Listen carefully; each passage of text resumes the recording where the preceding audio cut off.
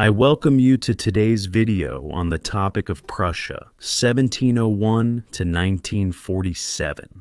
A drama in 5 acts. For some, the Prussian virtues were and still are today the most desirable, and Prussia stands for patriotism. Tolerance, while others see Prussia as the cradle of the worst militarism, which is basically to blame for everything one can possibly be blamed for. So, it's high time for me to take care of this topic and look into the matter. So, what's actually true about that? I mentioned it at the beginning with the 5-act drama. The more I delved into it, the more surprised I was at how long this development actually lasted until the final end was ushered in. So it's starting now. The first act began on October 14th, 1806, with the downfall of Old Prussia, the kingdom of the great elector, the soldier king Friedrich Wilhelm I, and his son Frederick the Great in the twin battles of Jena and Auerstedt against imperialist France. When Napoleon rode through the Brandenburg Gate with his troops on October 25, even the most unsuspecting person realized that a new era had begun. For too long, a blight had settled over the land. For too long, people had clung to the old ways and neglected what the old Prussian monarchs had practically drilled into the people. Then, in the Peace of Tilsit, on July 7 and 9, 1807, Prussia lost about half of its territory, had to support French occupation troops, and 14 cities like Münster and Paderborn, Magdeburg and Halberstadt were burdened with high contribution payments, which France collected until 1871. In fact, Prussia had lost its status as a great power. The map shows the territorial losses outlined in red, and was now just a country taking orders between France and Russia. Only after Napoleon's disastrous Russian campaign in 1812, in which Prussia had to provide a troop contingent, the armistice concluded by General George von Wartenberg with the Russians at Tauroggen and the sweeping reforms to the main and subsidiary parts of the state, including the army, could Prussia once again become the leading state in Germany. Then, on January 18, 1871, the second act followed, because after the victory of the German tribes over France, the Prussian Prime Minister and at the same time Chancellor of the North German Confederation, Otto Graf von Bismarck-Schönhausen, succeeded, after many negotiations and certainly also some bribery, in uniting the German tribes on this day and forming them into the German Empire.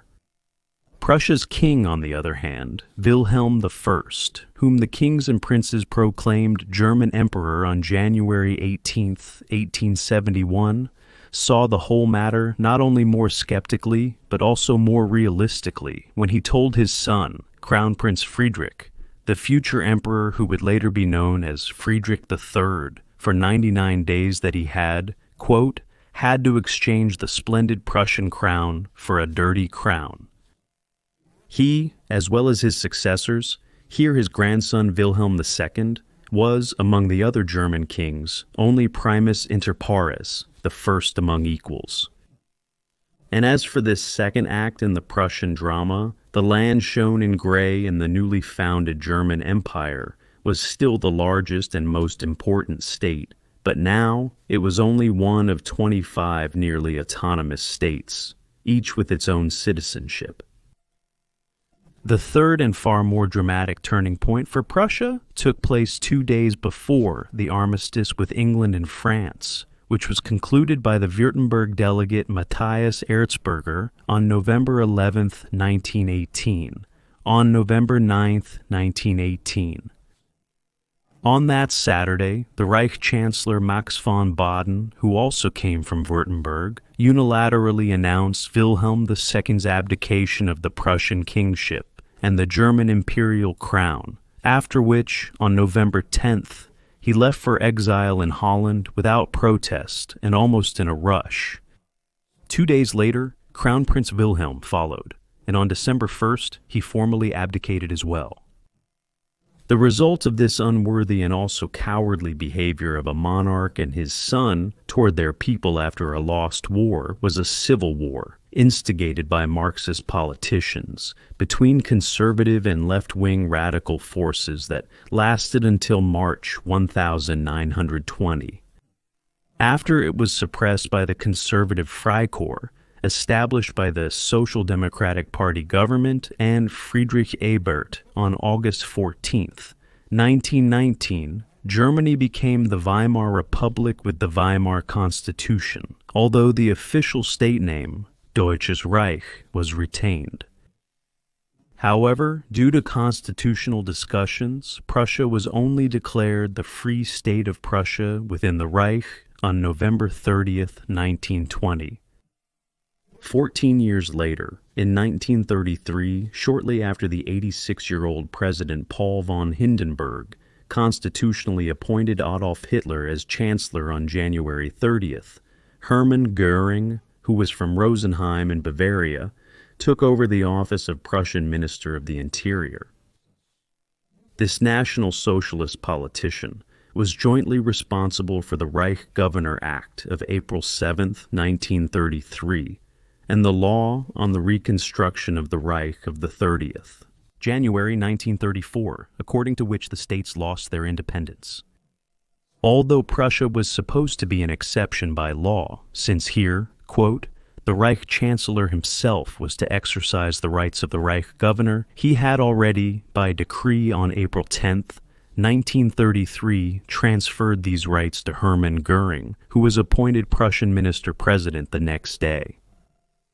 With this, the Free State, known in the Weimar Republic as Red Prussia, was eliminated as a, quote, bulwark against National Socialism, and no longer played any role in the opposition. The fifth and so far final act, namely the final legal elimination of Prussia, took place on February 25, 1947, with Control Council Law numbered 46, issued by the Allied Control Council, with its presumptuous and outrageous preamble. The state of Prussia, which has always been the bearer of militarism and reaction in Germany, has in reality ceased to exist. Guided by the interest in maintaining peace under the security of nations, and filled with the desire to ensure the further restoration of political life in Germany on a democratic basis, the Control Council issues the following law. The state of Prussia, its central government, and all subordinate authorities are hereby dissolved, and so on and so forth. This law, which was brimming with complete political and historical ignorance, was signed by Lieutenant General of the French Army, Marie-Pierre Koenig, Marshal of the Soviet Union, Vasily Sokolovsky, United States Lieutenant General Lucius D. Clay, and British Lieutenant General Brian Hubert Robertson. From the Stalin-loyal politicians of the Soviet-occupied zone, nothing but 100% approval had come. But the fact that the politicians in the Western zones, who were already sensing the dawn of democracy, remained silent was and remains a disgrace. No pro-Prussian statements are known from Prussia Hader, and from 1949, German Chancellor Konrad Adenauer of the Christian Democratic Union, who probably shared the opinion of the Allies. For him, the staunchly Catholic Rhinelander, with a strong tendency towards separation with France, godless Asia began right behind the Elbe. And since in Germany you always need a scapegoat for your own mistakes and shortcomings, at least since the late 60s, many people have adopted the nonsense written in Control Council Law number 46, even though in reality they don't even know why.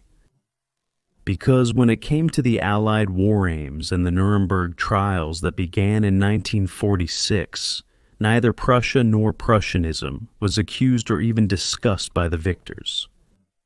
Although, in fact, one would have expected a serious discussion about this primarily from the conservative forces in West Germany. In the meantime, propaganda that distorts Prussia, combined with a falsification of history, has even led to some downright foolish decisions, such as the renaming of the Bismarck Room in the Foreign Office led by Ms. Baerbock from Hanover, or the wave of barracks renamings, which now even affect officers from the time of the German Empire. The seeds planted in Germany since the late 1960s have come to fruition. After the Allies killed off Prussia, we are now delivering the final blow ourselves. What remains, attributed to shabby characters as eternally backward, is the sometimes embellished memory of Prussian virtues and the self-delusion that Prussia can never perish. But especially in the first decades of the Federal Republic, this was gently encouraged by the conservative governments under the Christian Democratic Union, Chancellors Konrad Adenauer, Ludwig Erhard, and Kurt Georg Kiesinger, also with an eye on the millions of expellees from former Prussia as potential voters, which, however, also cast a veil over the bitter reality. Namely, that despite cheap pseudo-Prussian phrases, in reality, the German authority had indeed finally relinquished power, the authority that had ruled Germany at least since the disaster of Jena and Auerstedt in 1806. And it was also obscured that, starting from 1918, the bourgeois world as the ruling class had already gone under. Certainly after 1945, the traditional words and formulas spread by conservative politicians and the people remained, but they came from anything but a traditional leadership class. Because the once politically responsible sons and grandsons of government presidents, chamber court judges and professors had now been replaced by the sons or grandsons of employees, small farmers, and master butchers. After 1945, the aristocratic upper-middle-class world had disappeared both from the leadership of the state and from the so-called party apparatus. Something had happened that, after centuries of Prussian leadership, had seemed almost unthinkable until then. The Prussian element in the German rump state, the Federal Republic, which was re-established in 1949, had been replaced by the Rhenish, Bavarian, Swabian, or Hanseatic elements. To this day, no federal chancellor has come from core Prussia. Konrad Adenauer, Christian Democratic Union, was from Cologne. The Franconian Ludwig Erhard, also Christian Democratic Union, came from Fürth. Kurt Georg Kiesinger, Christian Democratic Union, was from Ebbingen in Württemberg. Willy Brandt, Social Democratic Party, from Lübeck. Helmut Schmidt, Social Democratic Party, from Hamburg. Helmut Kohl, Christian Democratic Union, from Ludwigshafen. Gerhard Schröder, Social Democratic Party, from Mossenburg in North Rhine-Westphalia. And Angela Merkel, who was born in Hamburg, only grew up in Brandenburg because her father, an evangelical pastor who soon became very loyal to the party line, voluntarily moved there. And Olaf Scholz is from Hamburg. However, this development had already begun after 1918. Of the 14 chancellors in 14 years, up to 1932, 10 came from Heidelberg, Kassel, Mannheim, Baden, Freiburg, Thuringia, Cologne, Ludwigsburg, Münster, and North Rhine-Westphalia.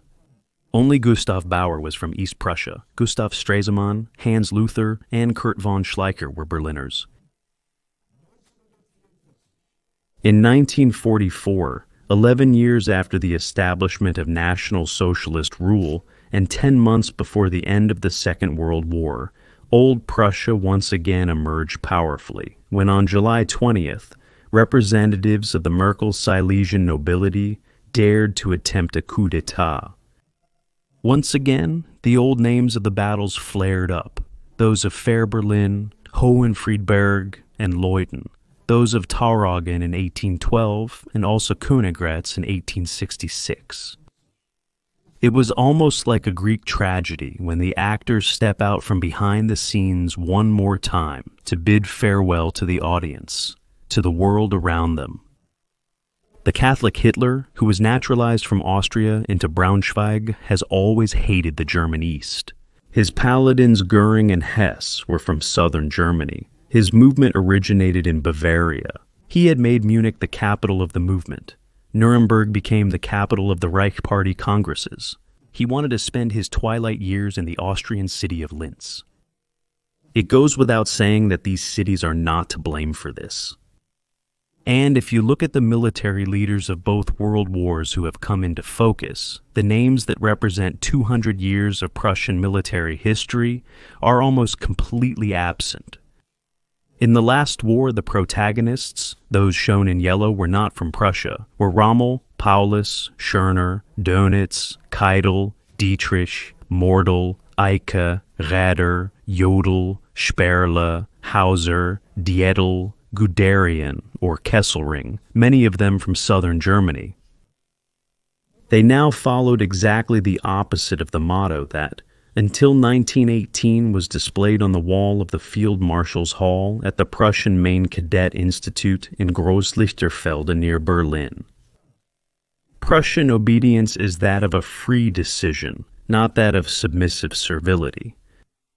After all that has been said, the only real conclusion left here is that in reality, not only Prussia, but also Prussianism has perished. Well, if Prussianism should still be alive, then only among those people who still feel connected to the Prussian idea today. In this, they benefit from something that is often forgotten by us today. So it's not uncommon abroad for someone to call a friend, acquaintance, or neighbor almost a Prussian because of their sense of duty, love of order, or even their simplicity. Isn't it strange that in educated circles abroad, people have a very concrete idea of what Prussianism means, while here at home, fewer and fewer people have any idea at all, preferring instead to just repeat propaganda slogans. But they overlook the fact that even in today's Germany, you can't kill an ethical concept by passing a law, and also that lacking virtues can't be made up for by your own vices. A parroted accusation against Prussia was militarism, a catchphrase for which there isn't even a clear and definite definition in history. Unless one follows the professorial statements of more recent times, according to which militarism is basically understood as the unchecked rule of a military caste that always wants to wage wars. But when and where did the absolute rule of the military ever take place in Prussia or in the rest of Germany? To that, I recommend taking a look beyond our borders at the countries that enacted Allied Control Council Law number 46 in 1947 and, to this day, in some cases still idolize their soldiers. But what is considered patriotism there, and is naturally recognized as such by many Germans as well, depending on whether they lean east or west, is branded as militarism by the same people when it comes to Prussia. And one more thing from history. The European countries that, in 1947, were not ashamed to declare Prussia what they wrote, as always being the bearer of militarism and reaction in Germany, and even to abolish it, were in reality the most aggressive European states. Here's the percentage ranking of wars. First place, Great Britain, which participated in 28% of the total 287 wars that took place between 1680 and 1940, whereas Prussia-Germany participated in only 8%. And to be more specific, since the destruction of the Spanish Armada in 1588, England has fought a total of 14 wars. In second place with 26% is France. In fourth place is Russia, which fought a total of 8 wars from 1815 to 1914, but none of them with Germany. And since we're already talking about statistics, if you take into account all violent conflicts, since the 12th century, Poland leads ahead of England and France, followed by Russia, Holland, and Italy.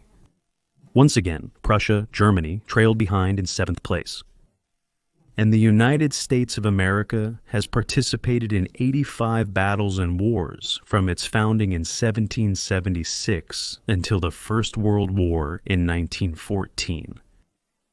If you look at Prussianism, it was not a cultural historical era, but rather consisted, among other things, of patriotism, a sense of responsibility, simplicity, and justice. The king saw himself as the first servant of his state, and tolerance was a truly Prussian element, not like today, where the term is used to excess and gets louder the less real tolerance there is.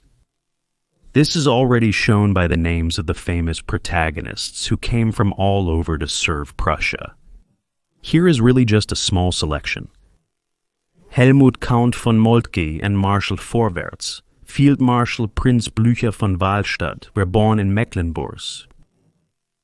The important national writer and historian Ernst Moritz Arndt came from Großschorritz on Rügen, which at that time was still Swedish territory.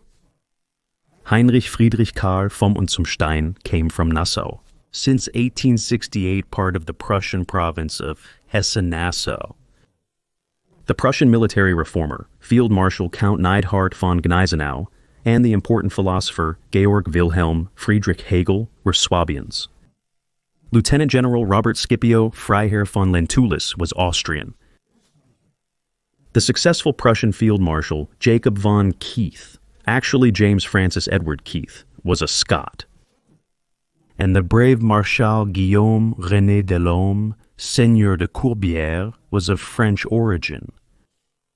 And the reformers who voluntarily entered Prussian service, General Ordnance Gerd von Scharnhorst and the statesman Karl August, Prince of Hardenberg, were from Lower Saxony. And in Prussia, from the king downward, there was a sense of responsibility toward the state, which was later summed up in a simple slogan by the poet Walter Flex, a reserve lieutenant who volunteered for war and fell at the age of 30 on the island of Ussel during the First World War. Whoever swears allegiance to the Prussian flag no longer owns anything for himself.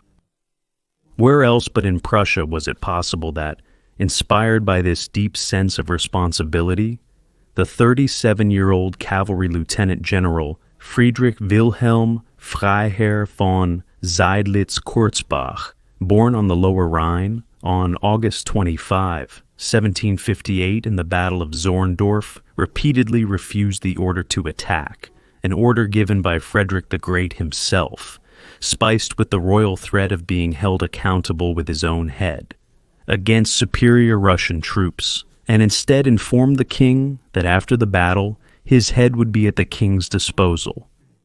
During the audience, he asked the king to allow him to make use of it in his service a little longer. The result of Seydlitz's delayed attack at the front was a victorious outcome of the battle. In doing so, the responsible officer sacrificed his personal well-being for the sake of his responsibility as a commander. And there was the Prussian simplicity, as can be seen in the words of the Prussian field marshal and chief of the general staff, Alfred Count von Schlieffen. Achieve much, stand out little, be more than you appear. Because what else could the sparse pine-forested Prussia shine with in colorful and sunny Europe, if not with simplicity?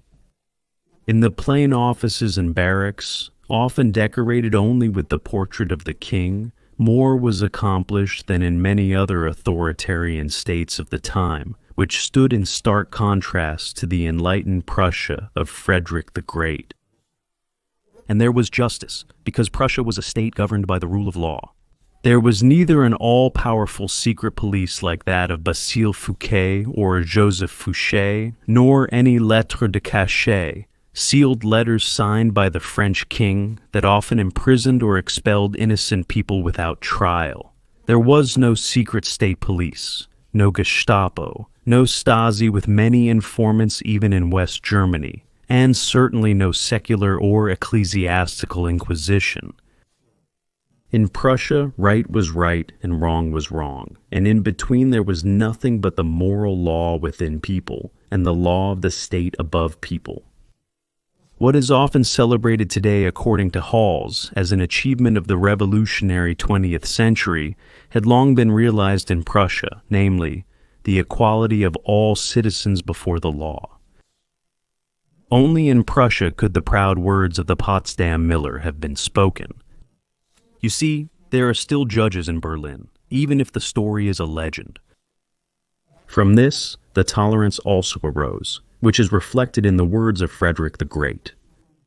In my state, everyone can find salvation in their own way, and so tens of thousands of people who were religiously oppressed in Europe came to the Brandenburg of the Great Elector and later to the Soldier King. The educated French Huguenots and the Salzburgers, who were skilled craftsmen and expelled from their homeland. But nowhere in Prussia was a single person ever deliberately disadvantaged in any way because of their faith, or perhaps excluded from state service and thus deprived of the protection of the state. But whoever violated the laws of the common good was met with the full severity of the law. When, after the death of the Soldier King, his son Friedrich II ruled as King of Prussia, he issued the motto of the Order of the Black Eagle, which had been established on January 17, 1701, by the Brandenburg Elector Friedrich III. Sum cuique, to each his own, which sounds so very different from the completely inaccurate one. Everyone is equal, or the economic maxim. Earn as much as you can, even if it's by cheating. At Friedrich's table, the free-thinking minds of Europe gathered before the Inquisition of the most Christian and most Catholic majesties. And the unbelieving Friedrich also supported the demand that his father, the strictly devout Soldier King, had written in his will of 1722 as a legacy for him. You must issue an order to all consistories in your country that the Reformed and Lutherans are not to discuss controversies from the pulpits, especially not about the doctrine of predestination. Otherwise, they should only preach the pure word of God from the pulpits. They are not allowed to interfere in worldly affairs. Which they like to do, the gentlemen clergy must be kept in check, because they like to rule over our faith as popes. Today, both Friedrich and his father would put an end to the current mixing of religion and politics with a firm hand. If you draw a conclusion from what you've heard, then today there is actually very little left of Prussia and Germany. Sure, there's Borussia Dortmund and Preußen Münster. A handful of federal states have the Prussian eagle in their coat of arms, and the wrinkled troops of the Bundeswehr use the Black Eagle Order as their insignia. But of course, these are all just superficialities and trivialities, because when it comes to Prussianism, there's not much left of it to be felt, least of all among the politicians. Therefore, they cannot be reminded often enough of the oath of office they have taken, and of Immanuel Kant, who came from Königsberg in East Prussia, one of the most important thinkers of Western culture, who, in 1785, in the groundwork of the metaphysics of morals, established the principle of the categorical imperative. But of course, everyone else who otherwise has nothing to do with Prussia and Prussianism can also take this to heart. With that, I thank you for your interest in the video and your patience, along with my best wishes for the day.